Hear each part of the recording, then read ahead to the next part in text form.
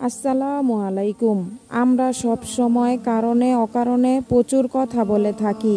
এই কথা আমাদের শক্তি, এটা আমাদের মনের ভাবনার বহিঃপ্রকাশ। এই কথা বলতে পারাটাই 1.5 থেকে 2 বছর লাগে, কিন্তু কখন, কোথায়, কতটুকু বলতে হবে তা আমরা জানি না। এই কথা আমাকে গুরুত্বপূর্ণ ব্যক্তি নাকি মর্যাদাহীন তা কিন্তু কথার উপর নির্ভর করে। যে কোনো সম্পর্কের ক্ষেত্রে কথার তাৎপর্য অনেক।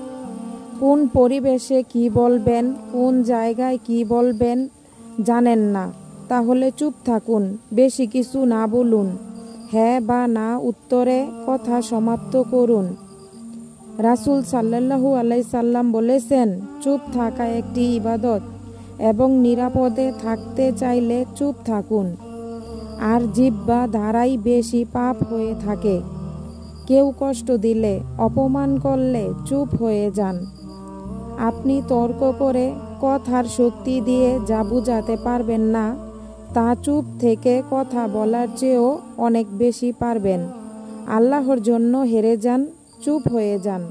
সবার চোখে নিজের কাছে হেরে গেছেন, কিন্তু আল্লাহ তাআলার কাছে আপনি জিতে গেছেন।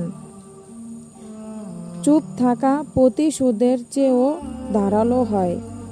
চুপ থাকা আপনাকে বিনয়ী ও ধৈর্যশীল করবে। চুপ থাকুন, আপনার গুরুত্ব বেড়ে যাবে। চুপ থাকুন, পাহাড় ও রাস্তা তৈরি হয়ে যাবে।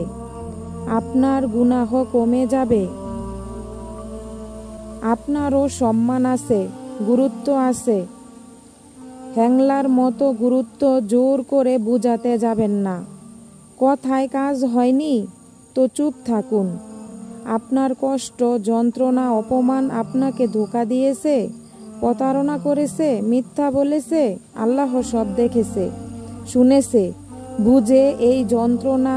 তাই আল্লাহর কাছে বলুন। সবাই তো ছেড়ে চলে যায়, একমাত্র রব ছাড়া, এক আল্লাহ ব্যতীত। তাই রবের ভালোবাসা উপলব্ধি করুন।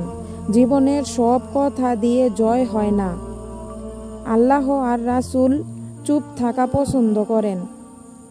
ধন্যবাদ সবাইকে। আল্লাহ সবাইকে বুঝার তৌফিক দান করুক।